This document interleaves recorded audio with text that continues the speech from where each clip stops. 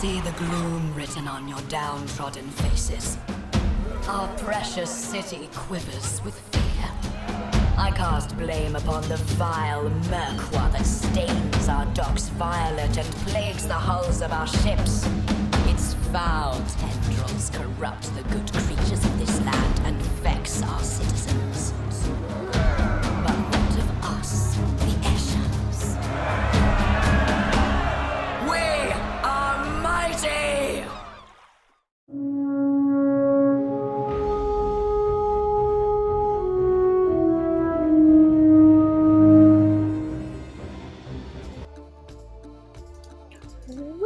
Hello guys, this music makes me so happy. I'm gonna just keep this on all day to like listen and work. Keeps me in a good mood.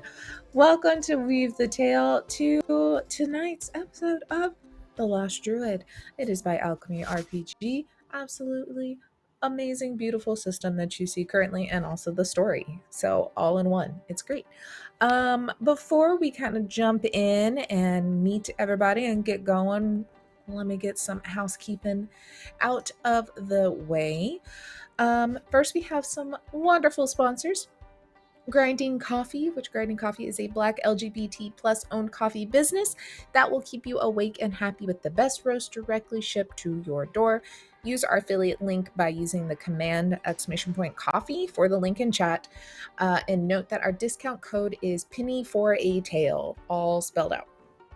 Then we have Dice Dungeons, a Baltimore-based company with a passion for making beautiful and high-quality dice and gaming accessories for every table. Please check them out by using the command !dice over in chat. If you are looking to add something special to your RPG accessory hoard like we all constantly are, then we have Fibermancers for the number higher. This summer season, we've been gifted adorable little mini weavers, and we'll be having a giveaway for them at the end of the season. The Fibermancers would love to help make unique and magical pieces for you, so visit them over at fibermancersforhire.com, 4 being the number, not spelled out.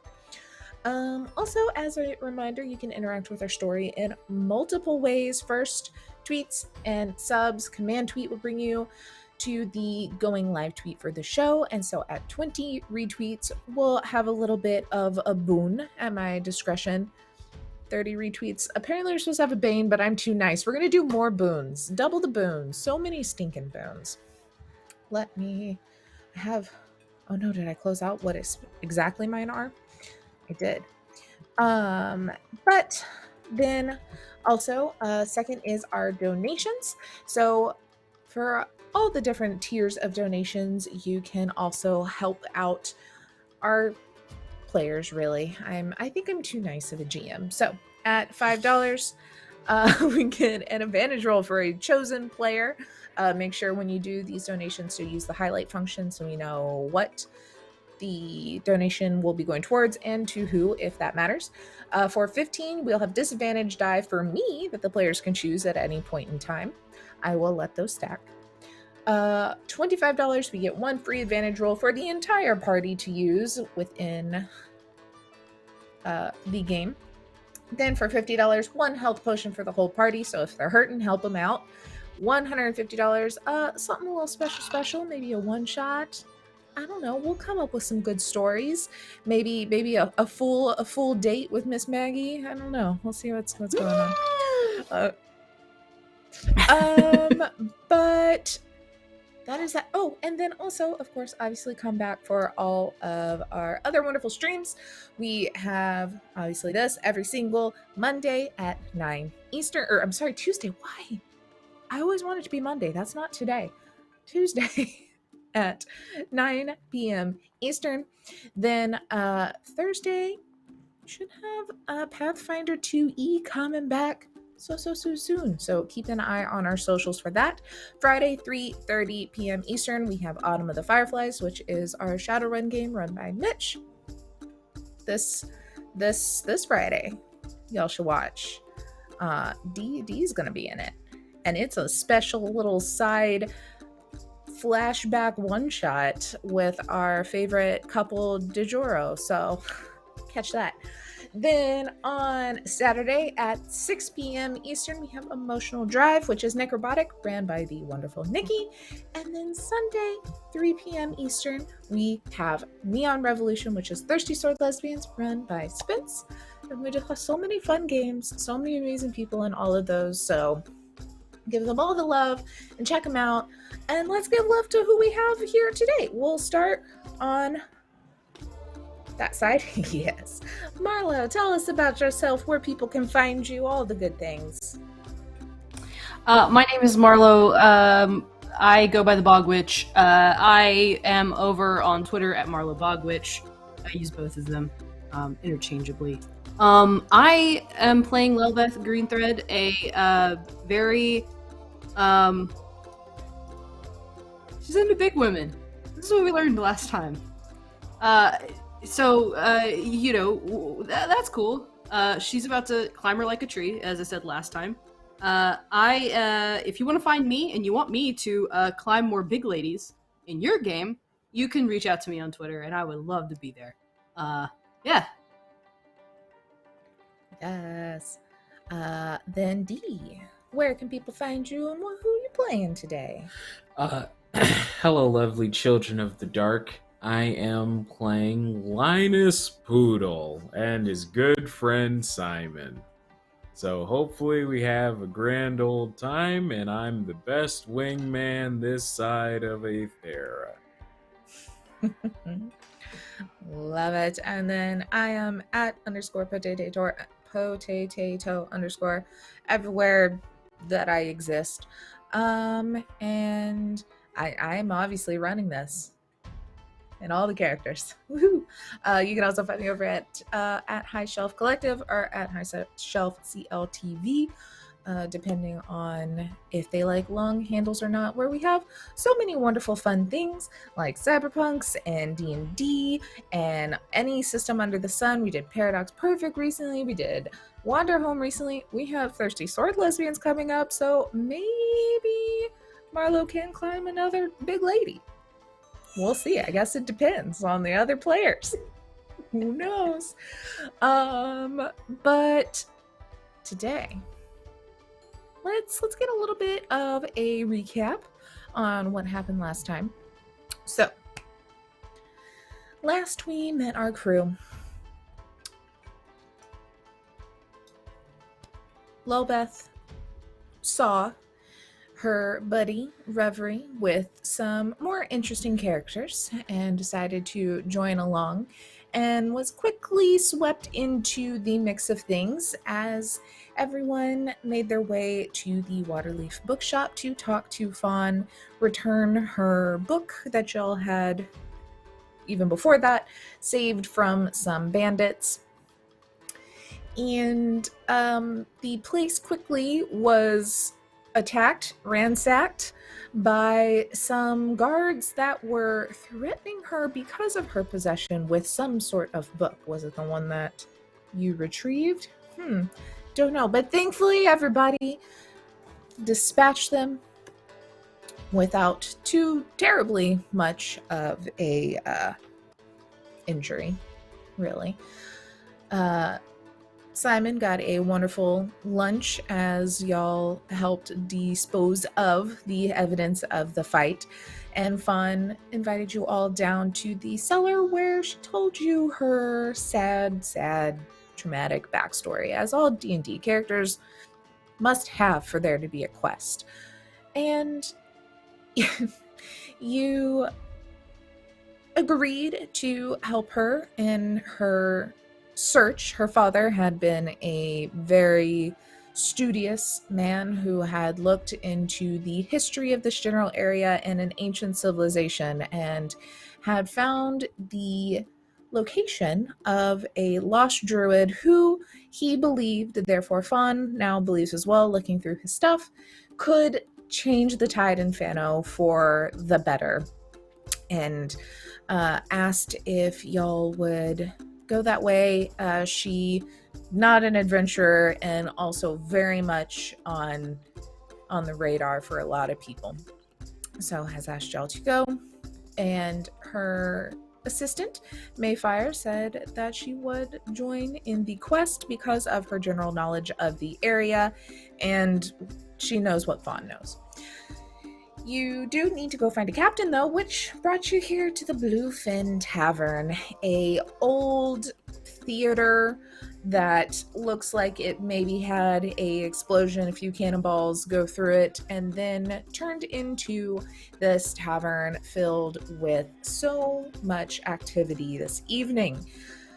Reverie, after hearing tales of the Bluefin, the giant skeletal creature that hangs from the ceiling here, from one of the bartenders, has made her way over to the captain, who was said to have speared and brought in the beast, thinking that might be a good guy to give you a ride. Mayfire has decided she is sitting and drinking whiskey and people watching and relaxing, because this may be the last time she gets to for a while. Where then Linus and Lelbeth, you two had made your way over to the stage where a very rousing production was happening with interpretive dancers and scene settings, and marvelous Maggie singing her heart out in perfect pitch with very clearly a happy audience. People, even if they did not know the words, were sitting there and humming and stomping their feet, whereas those who did were singing them at the top of their lungs. You see posters all over the place. This is obviously the to-do. Linus noticed that one of the people in the general entourage that was sitting over there was the individual that they tackled in the street to grab the journal from, but thankfully no hurt feelings. Business is business. And he got you an introduction to Miss Maggie herself. And that's kind of where we left off. Linus, you had gone out to check on Simon, so that way Lelbeth could have a little bit of privacy, shared a drink with Maggie, who said she's going to go slip into something more comfortable and will find you later on the dance floor, and has told the bartender to give you anything you could possibly want all evening. And here we are. You hear just some general music being played by some of the band members. It's now kind of gone more to just background music. The wind has kind of died down outside a little bit, and what little bit of rain was kind of coming through the holes in the roof has stopped, as it seems like the evening's kind of settled a little bit. But the weather may have settled outside. In here it is not. It is still rowdy. There are people playing games, drinking, chatting, yelling, fighting, all things you could expect. What would you like to do from here? I think Lelbeth is sitting at a table with just a line of drinks in front of her. After being told she could have whatever she wanted, she's got like one of everything, and she's drinking some of this and she's drinking some of that, and she's giddy. She's so giddy. She's so excited to see when her lovely big lady gets back with something more comfortable. And she is just ready for these squirrel tactics. She's like, I want to climb this lake like a tree. Love it. Linus, what are you and Simon doing? Where do you head after checking on him? Well, once I see that Simon's all good to go for the evening, I actually will, I'll look over at, the folks who are still performing on the stage. I'll just look down and start rifling through my pockets and my bag and go, I'm pretty sure I bought it with me.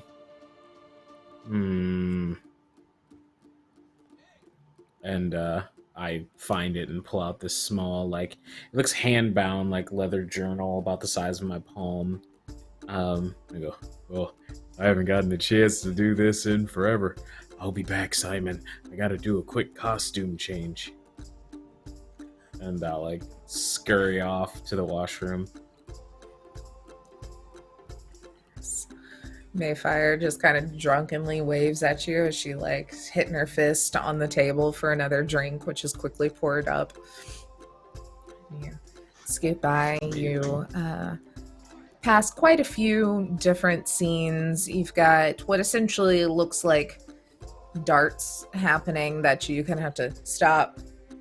They wait because it is not safe. They're throwing these darts through the walkway to get the distance they need to from this wall.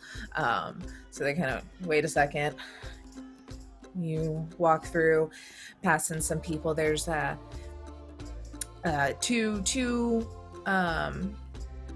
three individuals, 2 humans and an elf, kind of sitting at a table nearby that see you kind of rushing up, and they look to kind of move a little bit and hide what they're looking at as you kind of continue on and make it to the washroom and change real quick.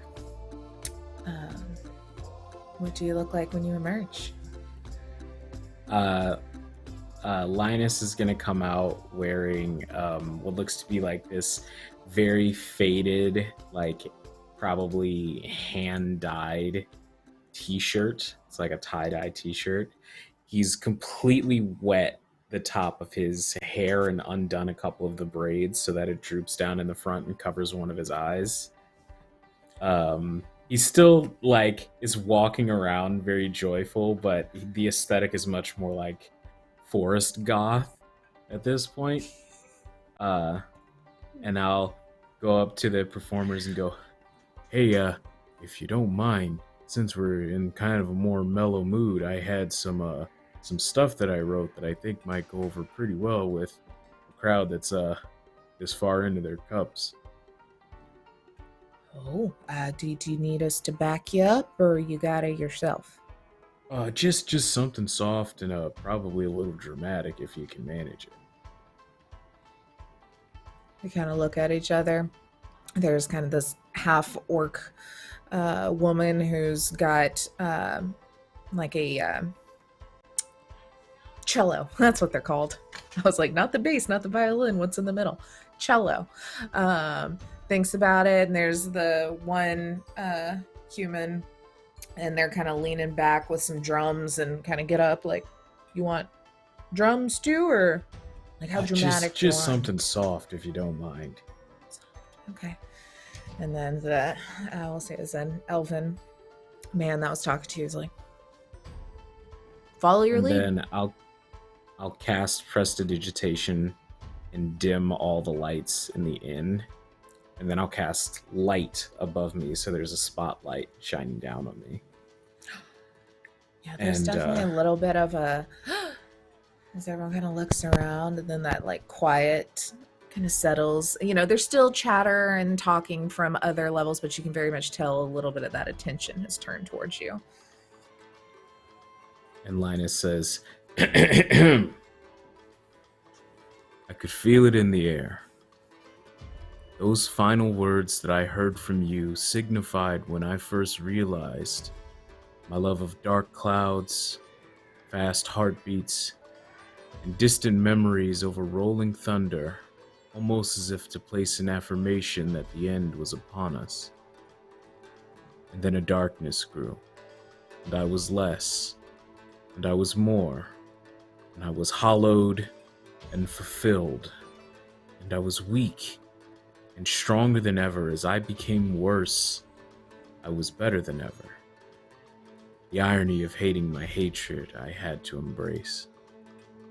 And who knows, maybe one night this will all mean nothing when we look back. But tonight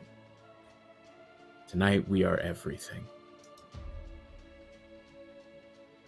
It's called Dark Summer. Thank you, everybody.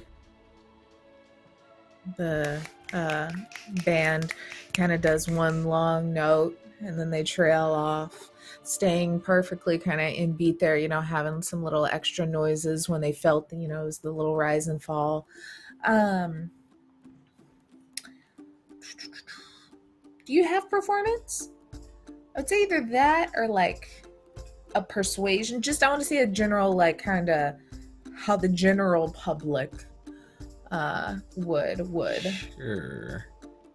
let's see how this The band very much goes. into it. You can see that the human that was playing the drums has one little tear kind of rolling down their cheek.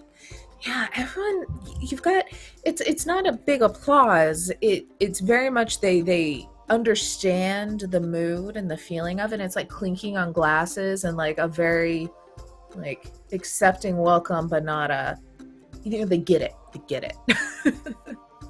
They get a little. Thank they're you. not Oh, you're too rambunctious with it. nice. Oh, stop it. Stop it. You're too nice. Thank you. Let's see. A few people kind of come up. The tip jar still there from empty, but still there from when Maggie had performed, and drop some in there. And you get cumulatively, there's lots of silver and copper pieces, but you get about 10 gold worth of tips throughout this crowd here. I'll immediately disperse it all amongst the musicians. Be like, oh, thank you for your contribution. Appreciate the work. You're really good on those drums. Oh, I really resonated with what you were saying. I could feel the words and just kind of try to translate them out to my music. Yeah. I wrote it a while ago when I was a lot sadder than I am now, but if you related to it, then I'm sorry. But hopefully you've grown past it. Oh, we have good days, we have bad days. Definitely more good than bad now. Sometimes that's the best you can ask for. And they kind of pocket the little bits and start on another. Let us know if you have anything else. You're more than welcome on stage. Oh, okay, thanks. I appreciate it. They continue their general ambiance playing, and the whole bar area starts to get a little louder again, people kind of realizing there's not more of a show happening and picking back into their conversation where they had left off.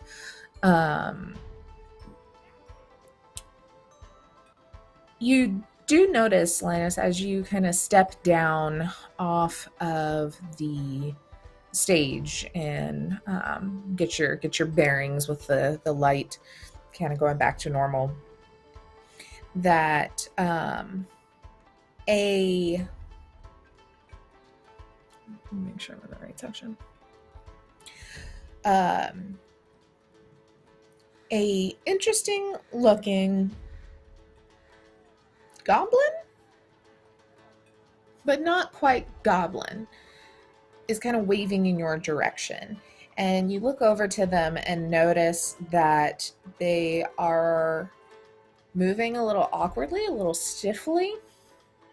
And you get closer and see that it is very much a makeshift mechanical goblin. You can see now as you get a little bit closer some exposed wires, and now with the lights back normal, it takes you a second to get up and notice that there's these bright yellow kind of glowing eyes from them. And they're just kind of standing on a like an old whiskey barrel at a table and kind of wave over to you. Me? Hi. Hey, what's going on? Hello. I am Trip. Well, nice to meet you, Trip. My name's Linus. Nice to meet you. Captain Redfall would like to talk to you. Oh, a captain? Oh, that's perfect. Goodbye. Kind of jumps down and runs over to where like the darts were and picks up some darts and immediately is just playing with them. Am I within earshot of this conversation? Yeah, it's all between kind of the stage and the main area, sitting area where you kind of were. Oh yeah, that's right. We're supposed to be looking for a captain. I forgot. You just look over like lovingly to a poster of Maggie on the wall for a second. Shake back. Amazing. Yeah, you look over to where the goblin mechanism trip, where they had been pointing, and see a rather large table in the center of the room here with more chairs, all mixed match chairs, stools, barrels, kind of whatever people could pull up to sit around. And you first notice Reverie sitting there, just a drink in hand, water, since she's kind of DDing for everybody who's getting a little loose tonight.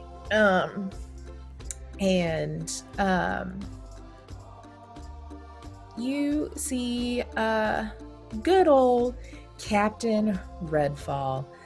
Very obvious who he is, wearing a general getup that only a captain would, with kind of the waterproof-esque pants, pulled up to this real fancy, nice captain's-looking jacket. Has a head and a big old beard that probably was red, now mostly white. That kind of bundles up, and a pipe, like so stereotypical captain. He's got his pipe sticking out of his mouth as a drink in one hand, and you can see, he is just loud and garish and kind of laughing, sloshing a little bit of a drink, kind of looking over. You can see Reverie kind of haha laugh, so there's some sort of chat going on, and then sees you, Linus, your attention over, and he does a little wave. Well, hello there. It's nice to join you all. Oh yeah, here, have a seat. And he kind of shakes his hands over, and two other people kind of hop off out of the way and get a couple of drink orders and rush off to the bar. Well, I just have to say, wait, no, I can't do Southern. I already did Southern for Big Lady. He's just gonna be deep voice. Here you go. And he's like, it's very, very nice to hear something other than, Maggie's got a pretty voice, but I've heard those songs time and time and time and time again. You think she would start to, write some new ones one of these days, and that other guy that comes in real late, well, I can't remember much of it because I'm usually too drunk by then, but it was a nice change of pace, nice energy. It got everyone to kind of shut up for a little bit, which was very nice for thinking. I'm Captain Redfall, by the way. Your friend Reverie here has told me a bit about y'all are new friends. Linus. Yeah. And then nailed it. Beth. That's the short version, yeah. Yeah. Beth. Okay. Well, here, have a seat. Have a seat. Tell me what brought you to this shithole.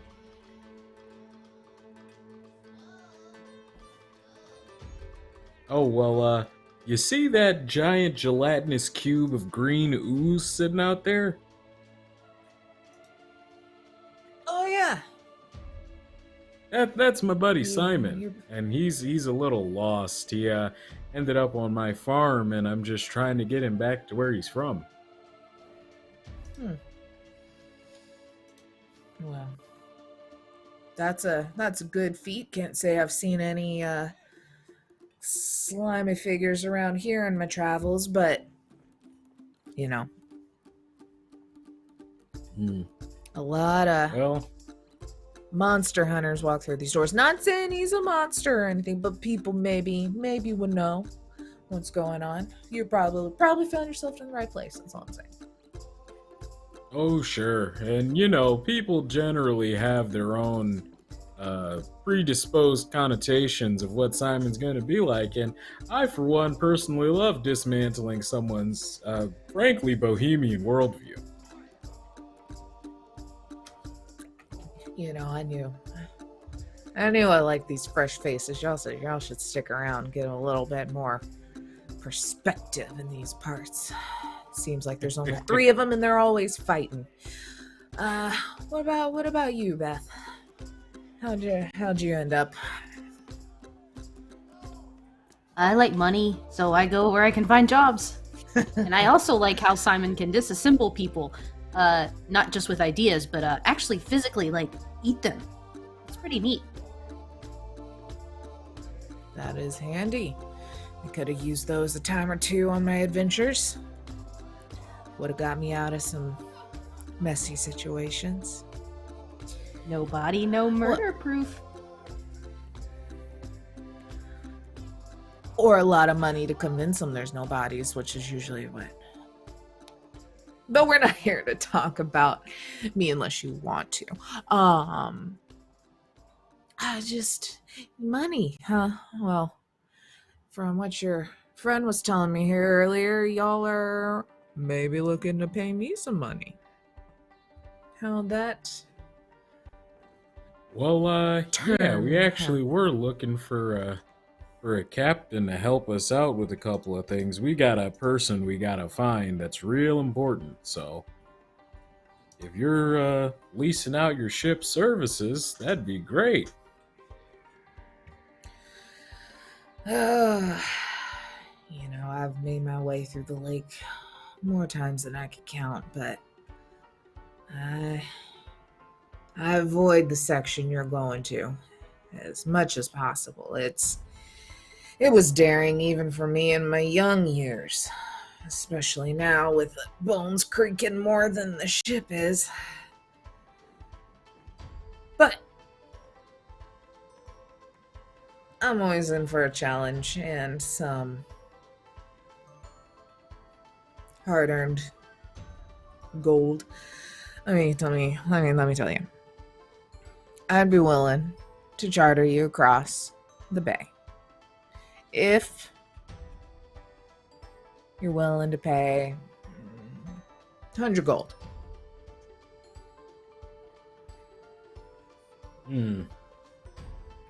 Well, and just a reminder for D, I do believe, didn't our contractor say that she'd cover a fair amount of the captain fee? Yeah, so I think technically gave it to Reverie. There is a Right. 500 gold pouch that y'all've got. And so far, Mayfire's paid for your drinks out of the gold she got from the pockets of the dead guards. So you still riding on that 500 to get what you need for the trip. Dope. Well, that is what that party fund we were given is for, so I don't see why not.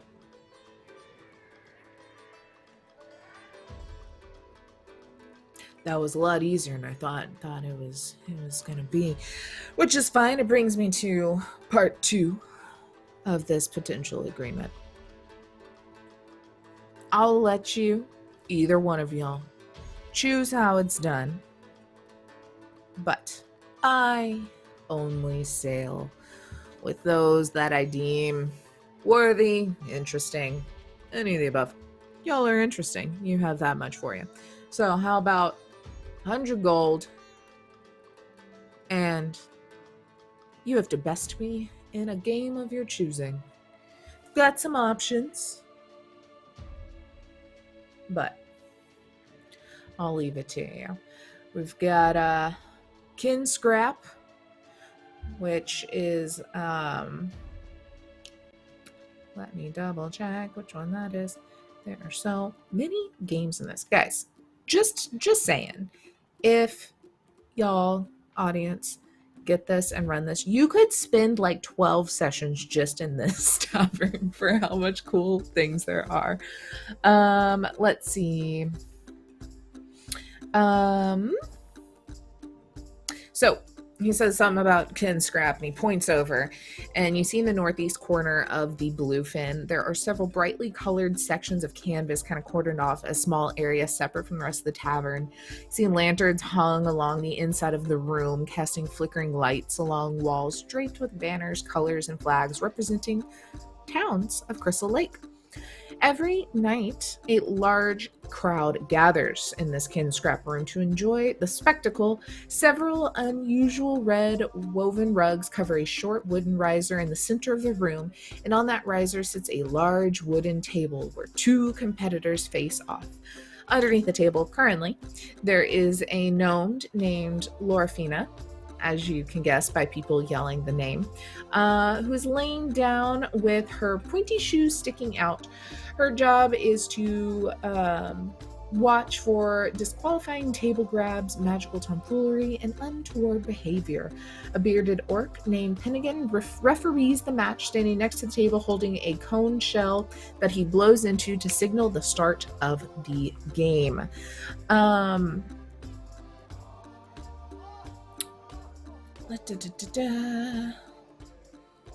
So you watch as, say, two gruff-looking, dingy, just right off the boat, been working all day individuals step up to the table, sit down, ready up for a real intense-looking arm wrestling.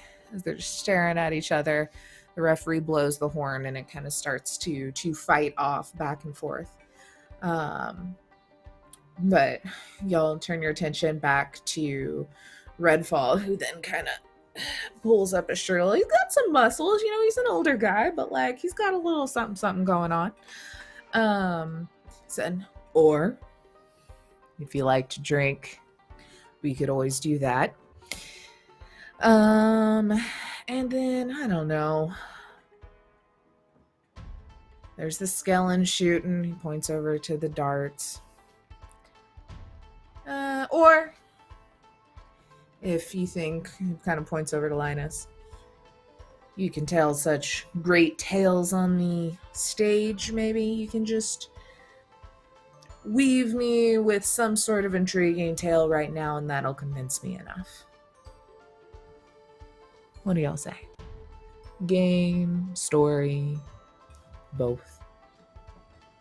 Drinking contests. Well, so many things. Lelbeth, you seem like you'd be a lot better at games than I would. I'm not as sure as I'm as strong as those folks, but I can try. Do we have more than one chance? Sure. I'm a fair man. Why not? 2 out of 3, or best out of 3.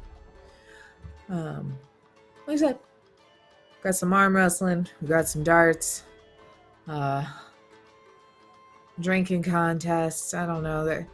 That game wouldn't be fair. I know all the lore around here, but there's some guys over here that like to do a little trivia game, but I'm not gonna hustle you. Oh. I'd win at that one.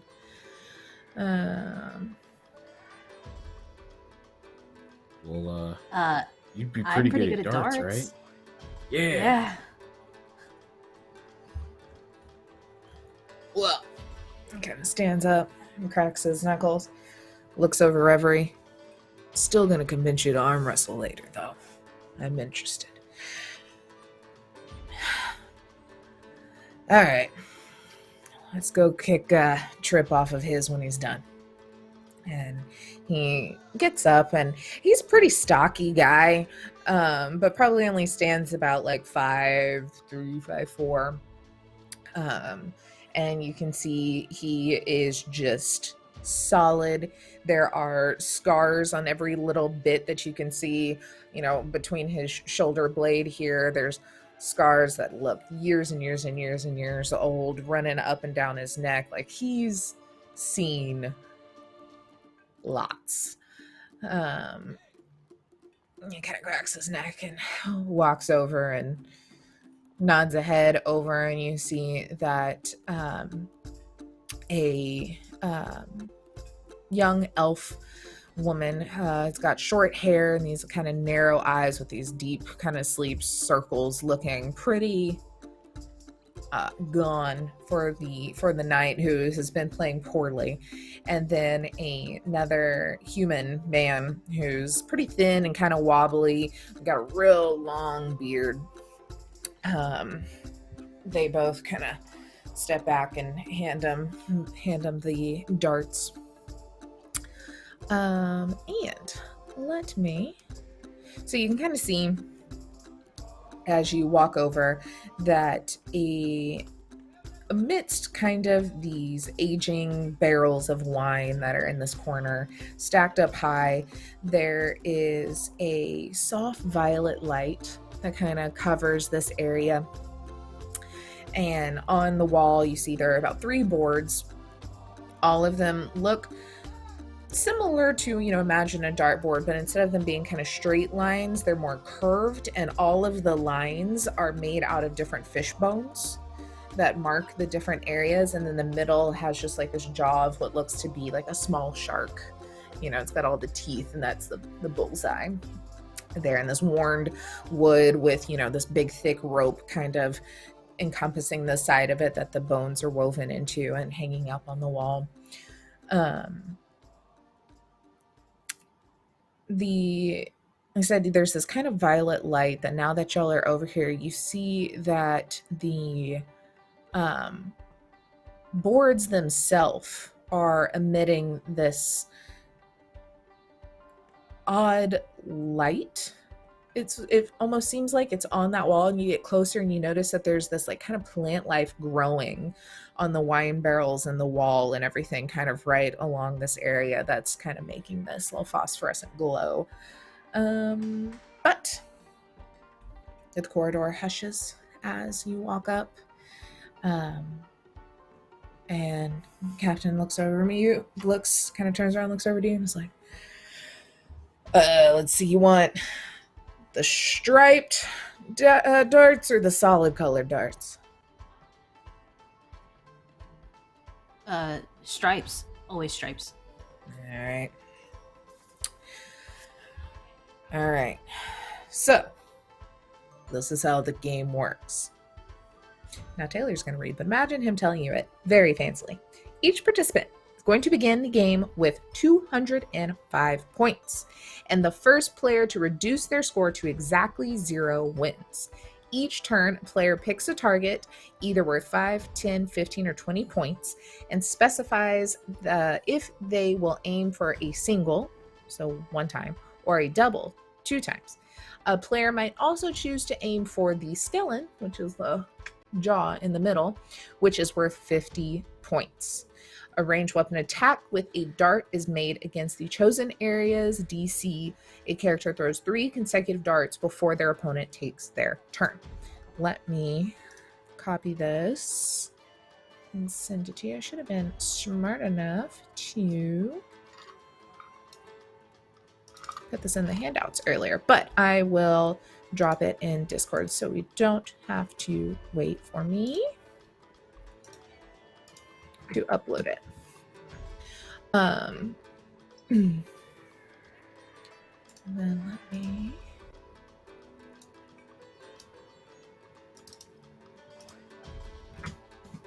okay, so it's like rock, paper, scissors, see who goes first. Alrighty. All right. Do we do rock, paper, scissors, shoot, and then you go and shoot? Yeah, on shoot. Okay.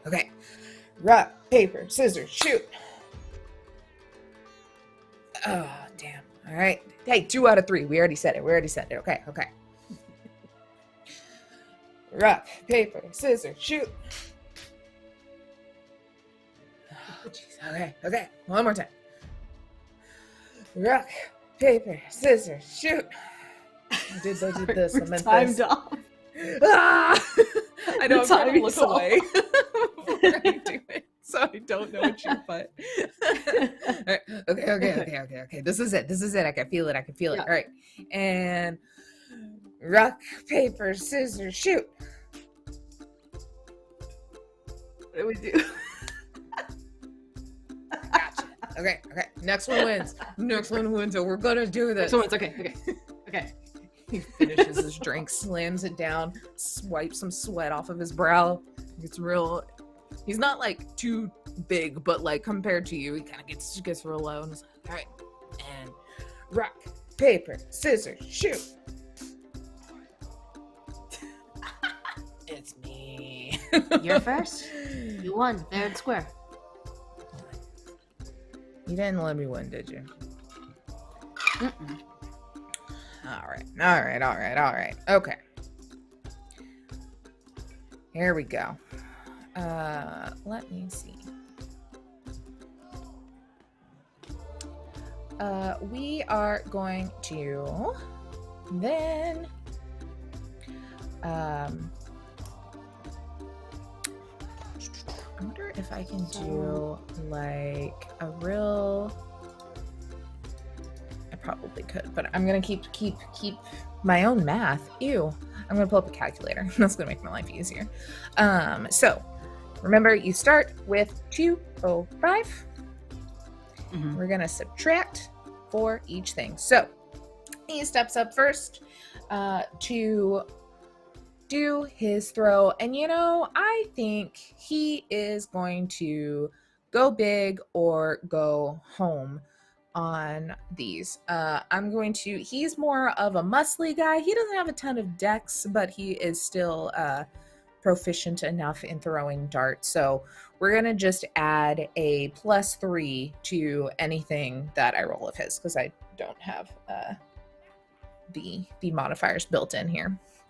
So he looks in and he's gonna go for a 20. He's gonna go for a double. He's gonna warm up, but like he also wants to hop on in there real quick.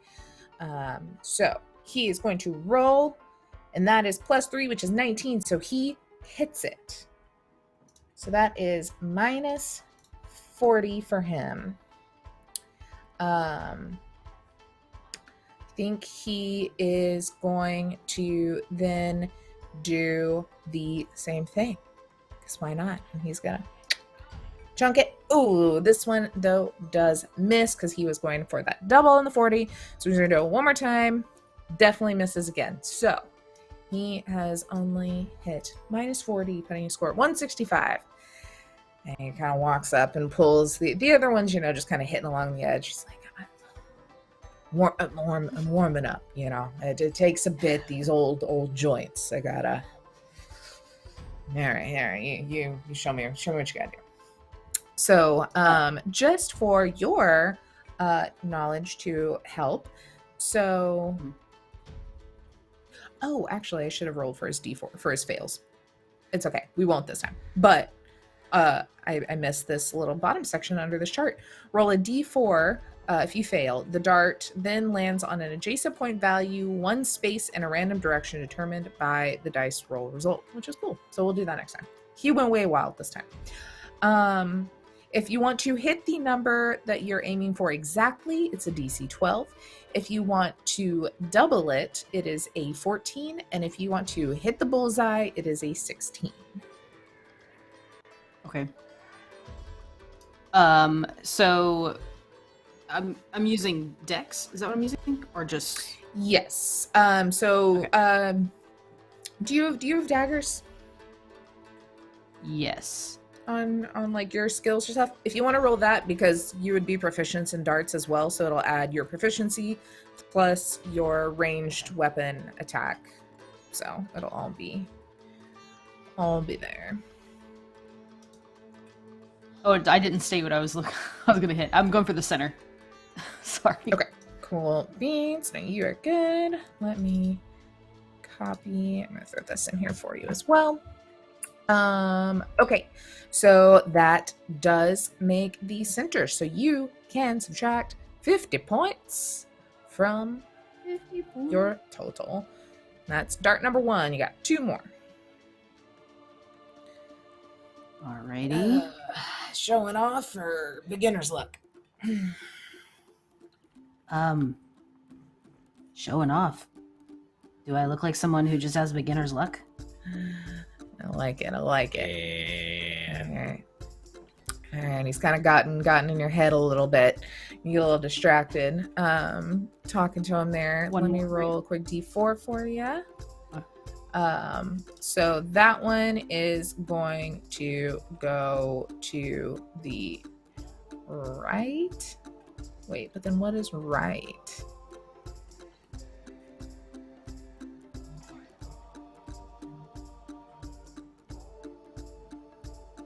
Oh, I get it because it's 5, 15, 10, 20.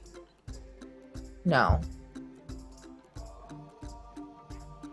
I don't understand what that means. So we're going to skip that. Real quick.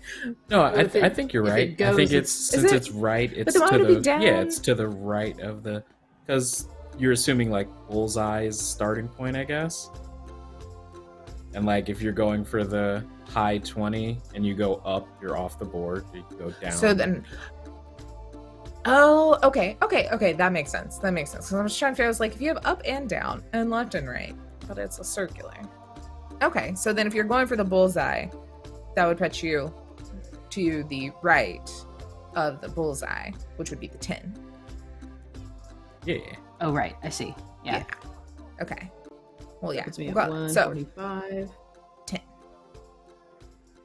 That makes sense. So one more, right? Yep, one more. Which one you aiming for? Middle still? Yeah, middle. Well, I didn't make it, Okay. but middle was where I was at. Okay. Oh, that's fine. So 3 is down. Hey, that's the... With the 5? Yeah, the 5. Yeah. Rid of So that we got pesky 5. 10 on left and right, and then 5 on up and down, and then... Oh, 140. Dokie. He's like, all right, not bad, but not great, but not bad, but better than me. All right, this is gonna be the one. He's gonna go for the bullseye now. +3 to whatever I roll for him. Oh, he gets it. Ooh. He's like, look who's showing off now. Oh, it's on. Throws it again. does not make it, and gets just a 5. And he's like, look who's gonna get it again. He throws her the bullseye one more time. He's like, shit. Shit. All right. It's harder than it looks, like this side of the thing is over the water, so it kind of waves a little bit and it throws you off, because sometimes you throw, but then it dips down because it's like a buoy. Or anyway, It's okay to just miss sometimes, friend. It happens to the best of us. Yeah, but it's not as fun if you can't trash talk, That's fair. Yeah. All right, your Okay, turn. I'm headed for that center spot again. She's Nice. Got it. See, the issue is you're not compensating for the motion. You have to compensate for the motion. If you don't, you'll, miss every time. I think it's just one of those things where, God, yeah. I think it's just one of those things where, I've been on the sea for so long and my sea legs are, lake, but my sea legs are so sturdy that I don't even recognize the movement anymore, Sure. That's So I that's have how 40 that points science left works. after that. All right. Right? So you have 'Cause to I hit the it center exact. twice. I have to do 40. No busting. So, you could do a how do 20 I- for double. Yeah. Let me try that. Let's do 20. Okay. Let's see if we can do it. 14 you gotta beat. Oh, yeah. Nice. Easy. He hits it and he's like, all right. Fair and square, and he kind of like bows to you. Pay up, Fair and square. I'll take you. Yeah, I know he said 2 out of 3, but I'd rather be drinking than standing here. Yeah, I mean, you wouldn't want to get beaten again, would you, Cap? I'll come up with the game I can beat you. We're gonna have some nights on the ship. I'll come up with a card game or something that maybe I could best you in, you know. And I'm hey, about since you were such a good sport, I could tell you the story of the cursed poem while we're making our way there. Oh, this is, you know, even if we die on this journey, I think it's gonna be a fun last one. Hope we don't. But I've got too much stuff all to right. do to die, unfortunately. I don't, but I don't wanna, you know. I'm having fun. I got too much fun to have. Linus, if you die, can I have Simon? Well, Simon's not really mine. Simon's kind of his own person. Cube. Ooze? That's true. Simon's kind of his own thing. But, I'm sure he'd like following you around. That could be fun. You're two fun people. Fun plus fun equals more fun. Imagine all the bodies he could just dissolve. I do want to try that out with like fish, unless the time calls for more. Anyway, we'll say like Reverie kind of follows over, puts his hands out With and, lake fish. Unless. And she pauses. Fantastic. He puts his hand out and kind of grabs the gold pieces. And y'all are pretty close to the bar, and he just kind of walks over to the edge of the bar and waves over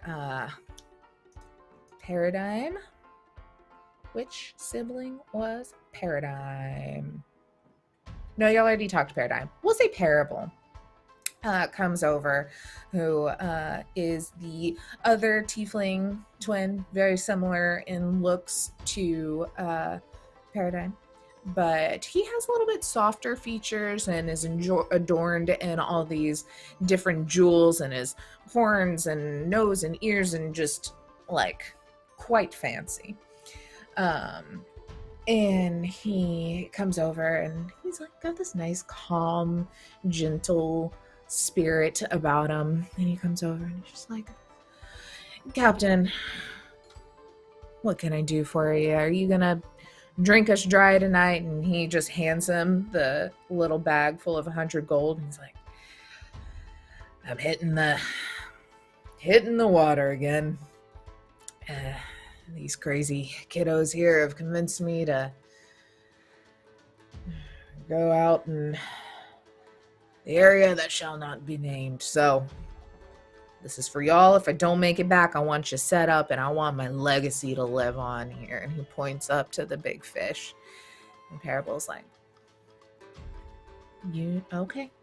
You know, we gladly will. We will tell so many stories of your journeys. Maybe I'll make a whole new play about it. Redfall does like a big belly laugh. And he leans over and looks at y'all. Well, looks like I've got some work to do.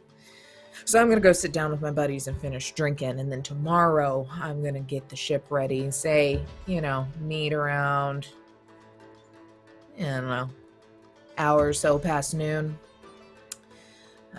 My ship, it's hard to miss. It is quite spectacular. And also it's the one parked right there, right next to the tavern. He points, you can see like the very nose of the ship sticking out. He says it's called, I have the name of it. Yeah, it's called something real cool. It's a surprise. I'll tell you the story about it tomorrow. How about that?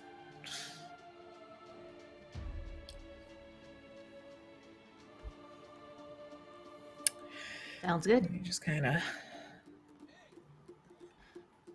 Good plan. Shakes hands.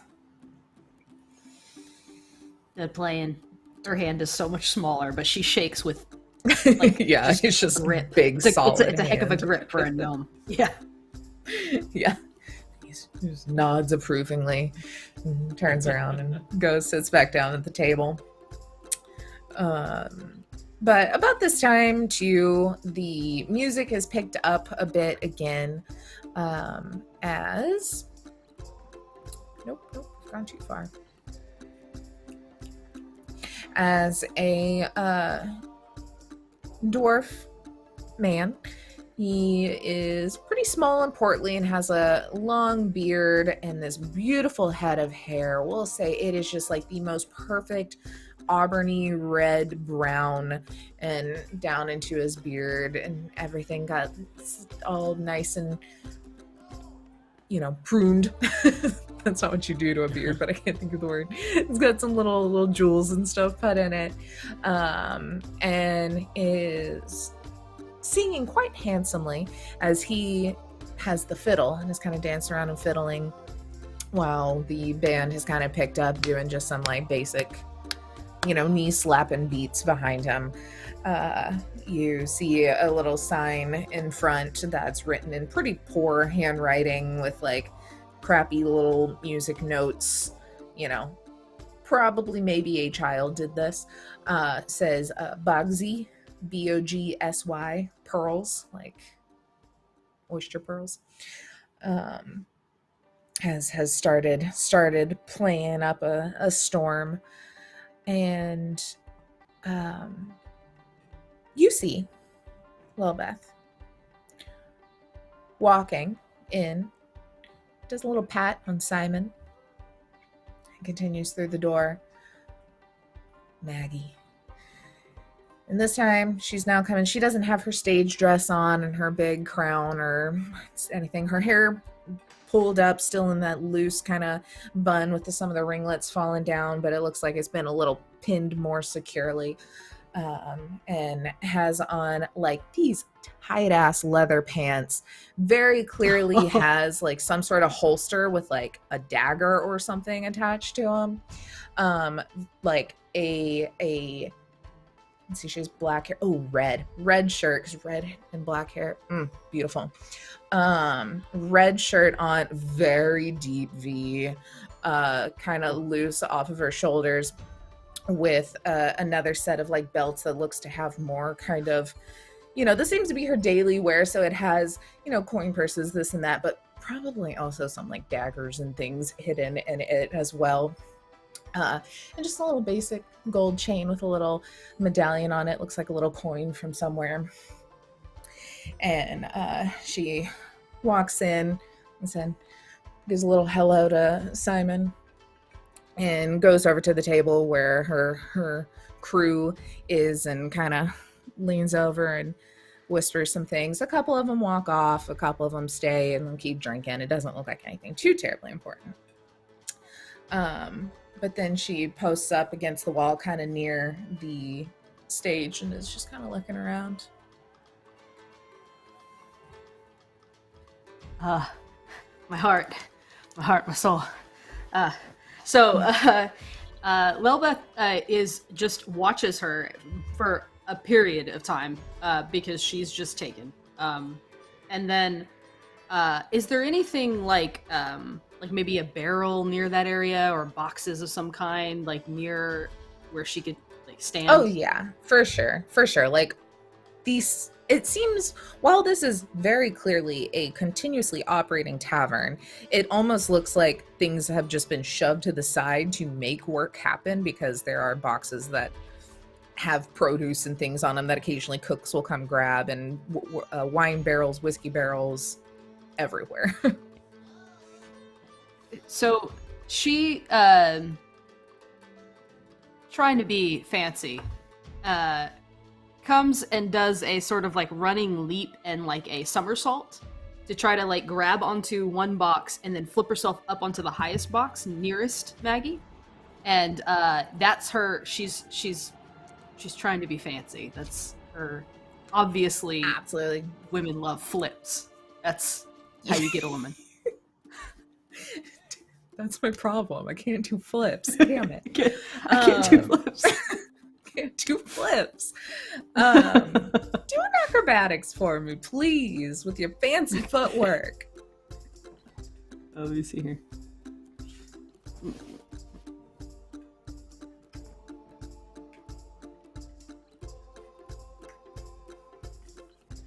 I can listen to this song all day.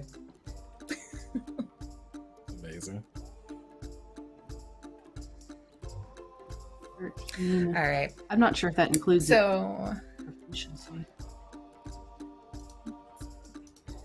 show me if I click on it. Yeah, it adds your +3 for Dex. Are you proficient in it? In acrobatics? Yeah. I'm not sure Okay, why so that'll be I haven't 15. Yeah. Yeah, pretty dang solid. You kind of get a little running start, dip in between kind of people's walking and legs, and hop up on one barrel and vault up off of it, do a flip. This catches her eye. She turns to look at you. As you do a flip, maybe 2, I'd say with 15 for rogue. You got that second one in to land on another barrel that's a little bit higher. Do like a little tuck and roll over the couple of barrels that are stacked up there to then somersault off of that and back down onto a crate that puts you at eye level to her. She's like, well, I do love me a nimble woman. How are you doing today? This evening? I'm sure they've been treating you well. Yeah, better now that you're here. Well, that is wonderful to hear.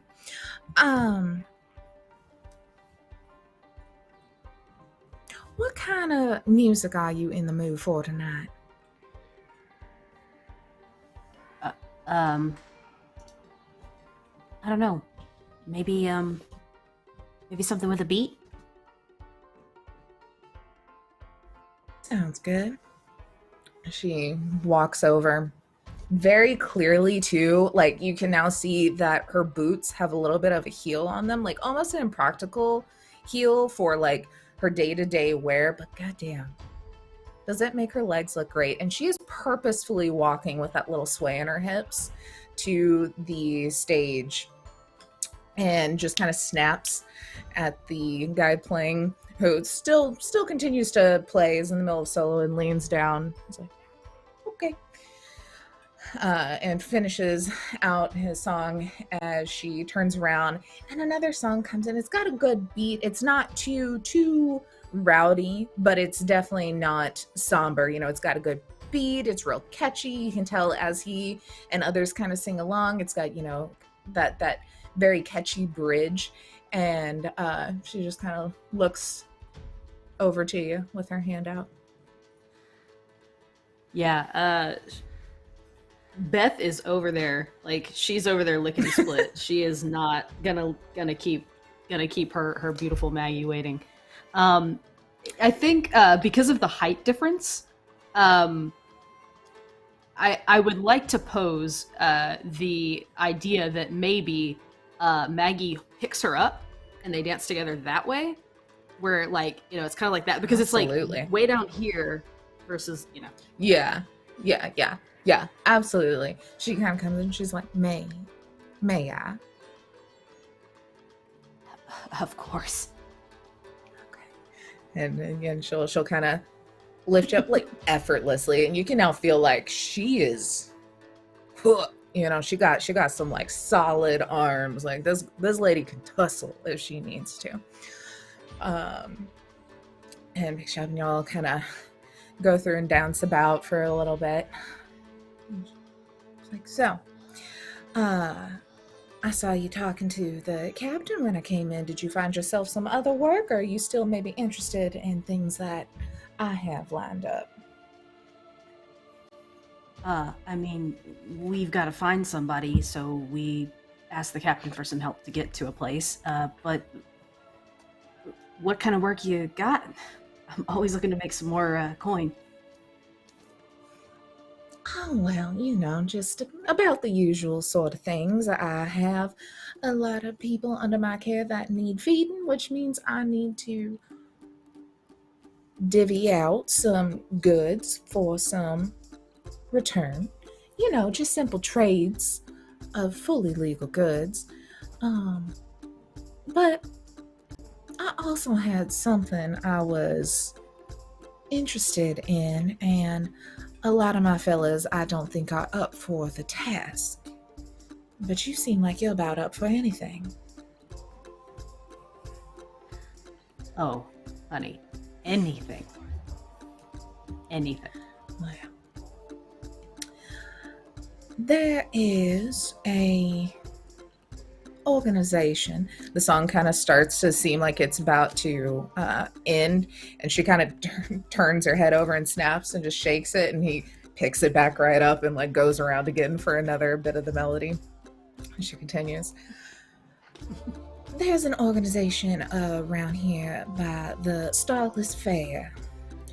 They sometimes can be great allies, but other times are thorns in my side. But I have gotten a bit of rumor, a little through the grapevine tidbit that they may be looking for something of interest. I do not fully know what this is, but they are all up in arms about it, to the point that even some of my guys learned when they were doing a job with them. They have some fellas there that have quite loud mouths. Very inappropriate and irresponsible, really, if you're going to be doing that sort of business. But they seem very interested in whatever it is that they are looking for, which makes me very interested in what they are looking for. I'm not saying you need to go get it for me by any means, but I think some information could be the start of a wonderful agreement. Working wise, of course. Yeah, information, that's easy. I don't even have to get my hands dirty. Although, I never mind getting my hands dirty. Oh. Well, if you think you can cause a little bit of trouble, I'm not going to dissuade you, because I'm sure you know how to not have those you don't want on your trail. But information's all I need. We can then get down to the brass tacks about what to do next, if it's of any interest, that is. Can do. So I know that when I came here, I was gonna do some like scouting on these folks already, so I already know a thing or two. I mean, but yeah, maybe not this information. Correct. Yeah, you probably don't know this information yet. You were basically able to get in, kind of figure out where, because you're looking for general no good thievery and such in the area, and you're able to kind of start the process of getting an introduction to them, which they said that they would reach out to you probably tomorrow here-ish. So they have a emissary coming to find you at some point in time. So you've already done some work to get in good with them. Okay. Yeah, I don't think I'm gonna say that to her, because everything's need to know. But yeah, act like it's no big deal. Just, oh yeah, no problem at all. I got this. Information is simple. Wonderful.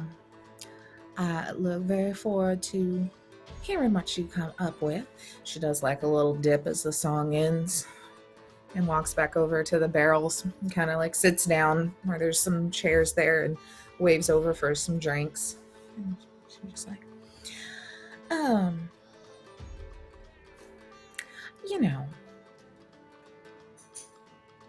the night is still relatively young for some folks, I guess old, a little late for others.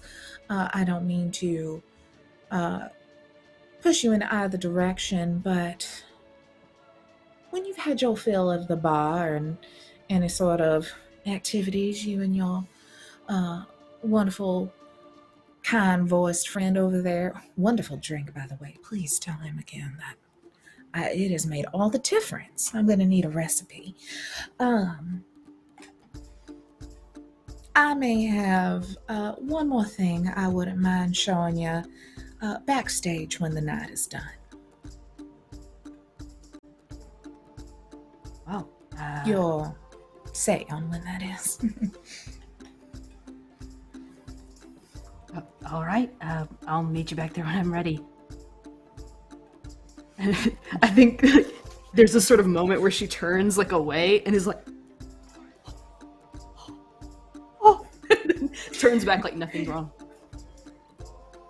She has just like this like grin on her face. She's like, I do want to be clear, because I hate for anyone I'm involved with to have any mixed signals or crossed intentions or anything. But what I do have to show you backstage is of the more intimate nature, and I just want to make sure you know I'm not hiding that information from you, you know, because consent is key. Yeah. Yeah, I thought I picked that up, but thanks for clarifying. It's good to be clear. I don't lack anything for guessing. Yeah, I'll be back there in just a minute. I need to let my friend know where I'm going. I got a little more business that seems to be taken care of. She looks over to one of her guys who's kind of giving her this look like, come here. And she stands up to walk over and kind of puts on like business pose of like, I'm a tough bitch. less relaxed as she goes into like work mode for a second. Yeah, Beth jumps down from the crate and walks over to Linus. So I may be a little indisposed for the rest of the night. Pretty quick. So, if anybody asks where I am, you have no idea.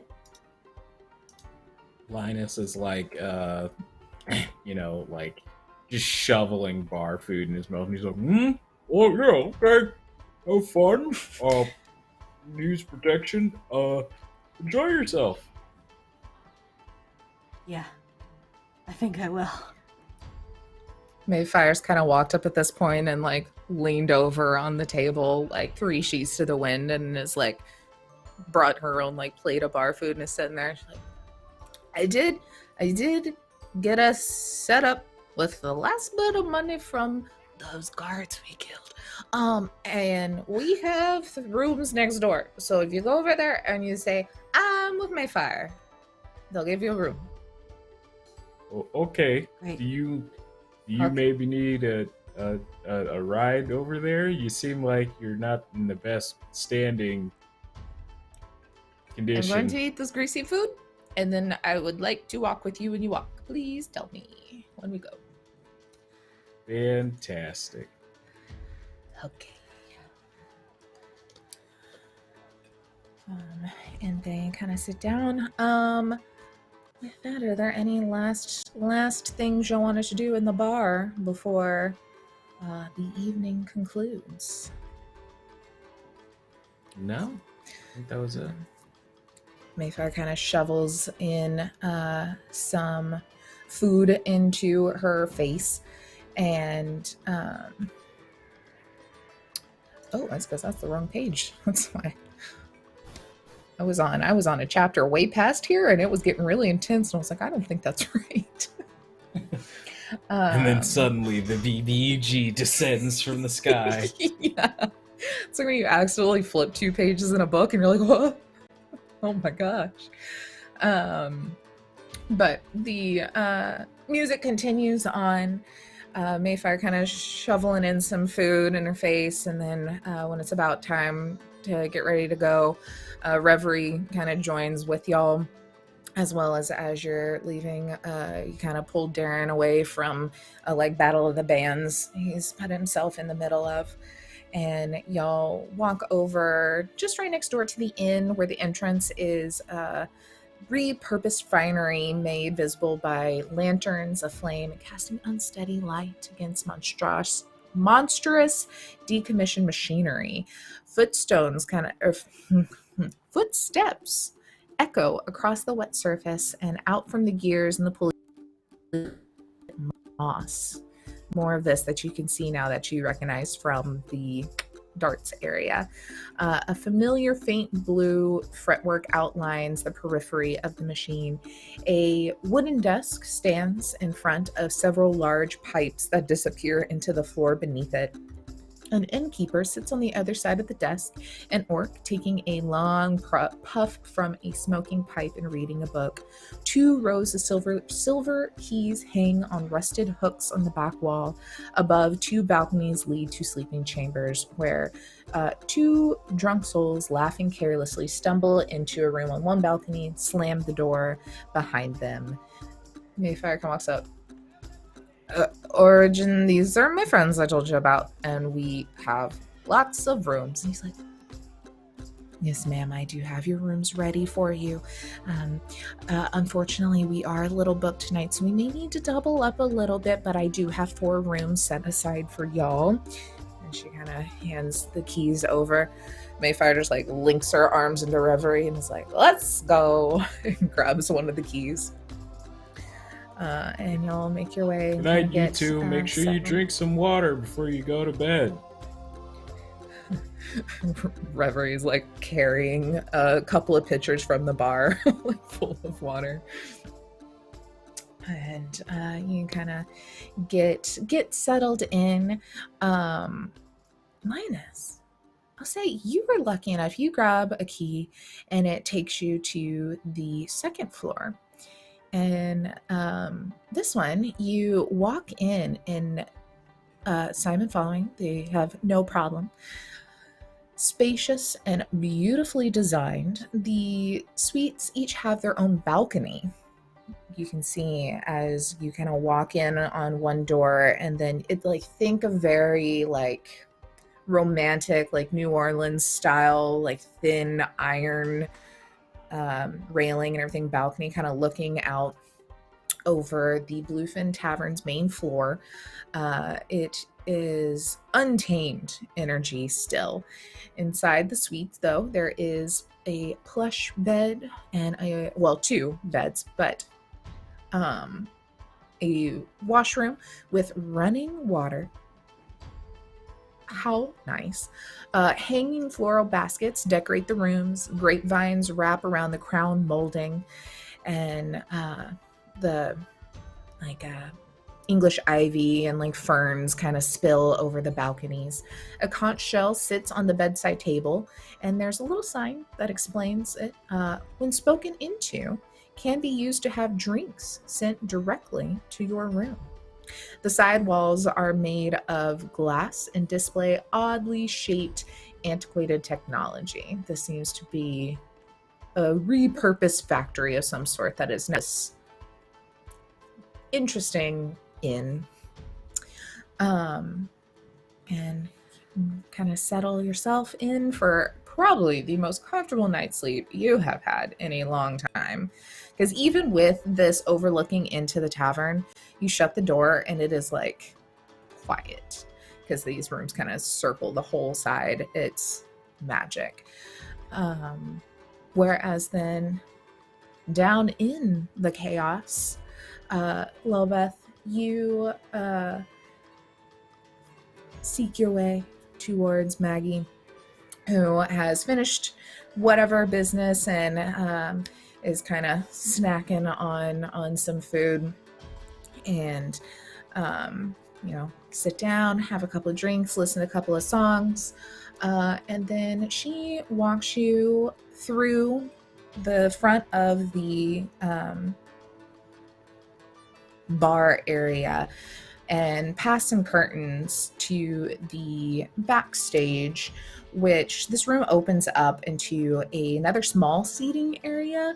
But there throughout it are all the different set pieces from various shows and stuff kind of intermingled. Several tables and chairs are set up among an overstock of casks and rum barrels. The backstage seems to be reserved for performers, although, it looks like this seems to be a place where you can kind of talk in private. It's pretty quiet back here. There are several of the tables set up to look like little meeting spaces almost. You can see painted landscapes cover the walls, and one painting has cutouts where lit torches make the depicted arching bridge appear three-dimensional. And she kind of walks you through this area where some of the performers are kind of wrapping up with their various set changes and making this whole performance that the dwarf out there is doing that much more spectacular, to a private suite. Literally has her name on the door.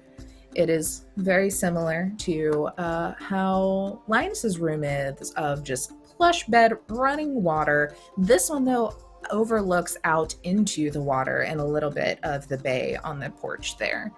And that is where you can spend as much of the night as you wish, or you do have a official room if you sneak out at any point in time. I don't know. Beth is staying there all night long. Maggie's not the type she can just walk away from. I know. Yeah. Shut the door, the lights dim, and the night goes on for everyone, and the ruckus can be heard occasionally through the Bluefin drifting up and out over the water, where you see camera. Let's do a nice little camera movement here. The camera kind of pans out of the room. Maggie kind of does a little wink, shuts the door as it goes out over the balcony and through the water. And you can see that the bluish purple algae is kind of floating along, doing that phosphorescent glow as it kind of moves about, and the evening closes. Actually, if you don't mind, yes, looking over outside of the window at sort of that fluorescent blue algae, Linus will kind of think about Lelbeth and the escapades and sort of chuckle to himself. And then he will pull out the poetry book and he'll flip to the page that's right before the poem Dark Summer.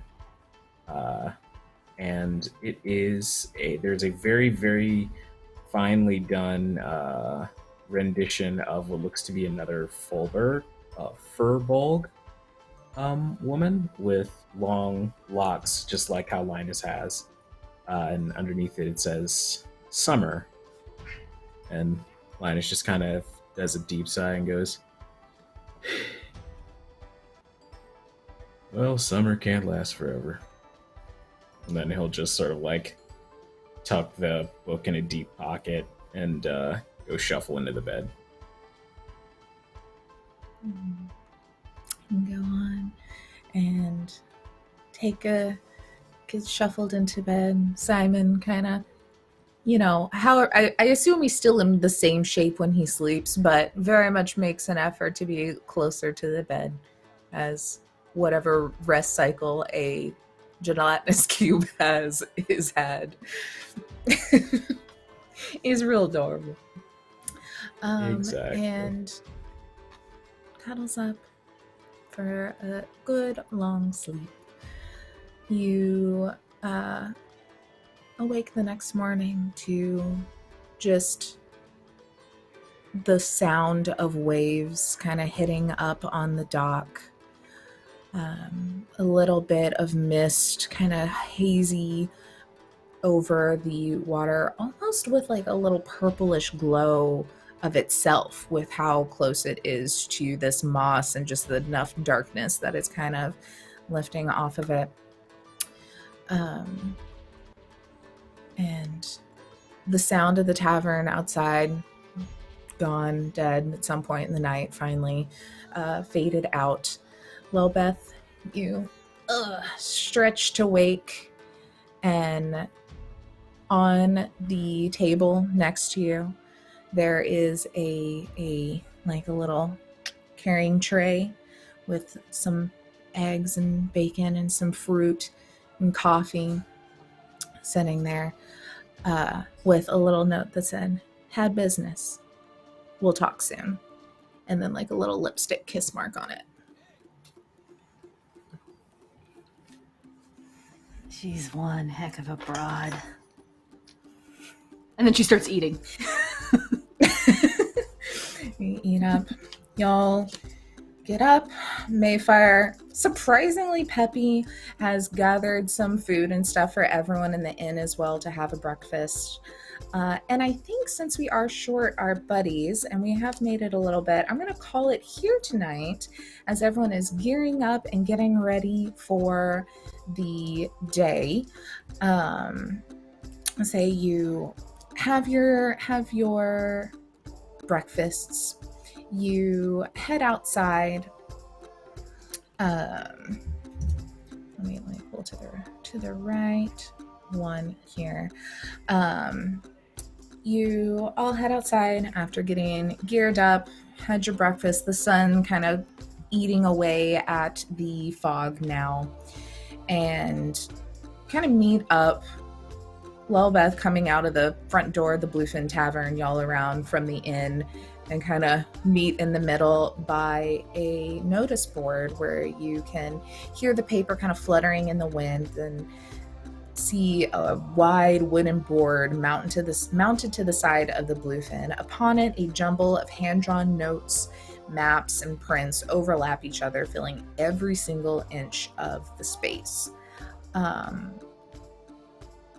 What causes y'all to pause in your morning greetings is you look over and you're and there is a half-orc gentleman kind of leaned up against that edge of the board, who has a piece of paper, kind of like when you go to a airport and someone's like picking you up, you see in the movies where it has like the name of the important person the chauffeur is there to get. Has one of those, and it just says Lelbeth on it, and he just kind of nods, and we will pick up from that point next week with some more of our crew. Heck yeah. Okay. Before I do a recap on all of our important things, let's hear about y'all again. We'll switch it up this time. We'll start with D. Oh my goodness, that's me. Hello, my lovely children of the dark. My name is Dee, and thank you so much for joining us. I have been bringing you the lovely Linus Poodle, courtesy of Francesca and Jacomontis Poodle, which is the name of his parents. I am a voice actor, streamer, musician, professional DM all across the internet. You can watch me get into trouble all across Twitter at @itsDeriddler, and on top of that, you can also check out my homebrew D&D 5e podcast on all podcast services. It's called Through Hollow Flames, and it releases every other Tuesday. We are taking this Tuesday off, but usually you can find me putting my friends through the absolute heinousness that is my homebrew world of Maneus. I am still to this day, until someone is brave enough to try and dethrone me, Universal TTRPG champion. And if you want to find out how the champ does things, you should follow me on Twitter @itsDeriddler. Thank you so much. I want to be a TTRPG champion with a belt. Right? And I'm the Universal champ, no less. It's great. Amazing. Marlo, tell us about yourself. I am Marlo Bogwitch. You can find me at Marlo Bogwitch on Twitter. I played Lelbeth Greenthread today, and she got her one wish. She got to make sweet, sweet love to a big lady. And don't we all wish we could make sweet, sweet love to a big lady? Yeah. So gotta learn how to do flips. Anyway, I went to a place. You guys couldn't follow me. I'm back now. So you can find me on Twitter. That's the best place to look for me at Marlo Bogwitch. That's Bogwitch with 2 G's. I do a lot of things. I love to stream. I love horror. So if you've got a horror stream, that's right up my alley. Please invite me. I will cry on camera, out of fear, out of sadness. That is something I do. On top of that, I have 2 podcasts. I'm currently working on. One of them is Sins of the Father. It's a 5e campaign about kids looking for their missing fathers. We have lowered stat blocks. We're teenagers now, for the most part, so not as cute as first season, but we're still pretty cute for teenagers that are horrifying. I mean, teenagers are scary. I don't know if you ever talked to a teenager, but it's scary. They scare the Anyway, shit out of me. and then... yeah, My Chemical Romance. So then we also have Tales to Inspire. It is each season is a new decade. This season is the 1940s. We are fighting Nazis, and I'm playing Crystal Gazer, who is she has powers of telekinesis and telepathy. She is a 1940s Hollywood starlet fighting crime because FDR asked her to do it. So check it out. Tales to Inspire is really great. It's an amazing story, and there are moments in there that I've never had at a tabletop setting ever before. So really great show. Can't recommend it more. Sins of the Father's good too, but I'm just saying. Tales blew my mind. Anyway, I hope that you all reach out to me and get me in your shows so I can climb big ladies in your shows too. Heck yeah. And then I am at _potato_. I will also climb big ladies in your games. I don't have to run them, so call me too. But I am here every single Tuesday doing this, as well as every single Friday at 3:30 Eastern playing some Shadowrun. Also, you can find me over at High Shelf Collective, where we do D&D, we do Cyberpunk, we do any one-shot in the world we want to. We got red markets going on, we got video gaming going on. Look, it's just a good, fun, happy time. On the Mass Effect train too, I talked about last time, we have a PDF. It's linked, it's pinned on my Twitter now to make life easy, where you can download it and play Mass Effect themed Cyberpunk Red, which is, who doesn't want to do that? If you like Mass Effect. But if you don't like Mass Effect even, it's just a cool space theme, mix her up. But then here, be sure to keep an eye on socials, because Thursday we have some Pathfinder coming back. Get all of the info on that as we have it, as well as Friday, 3:30 Eastern. We have Shadowrun run by Mitch. I don't want to get the times wrong on the evening shows. Let me pull that up again real quick. Okay, 6 p.m. Eastern on Saturday, we have Emotional Drive, which is Necrobiotic, which is ran by Nikki. And then Sunday at 3 p.m. Eastern, we have Neon Revolutions, which is Thirsty Sword Lesbians, ran by Spence. And there's just so much good fun time to have.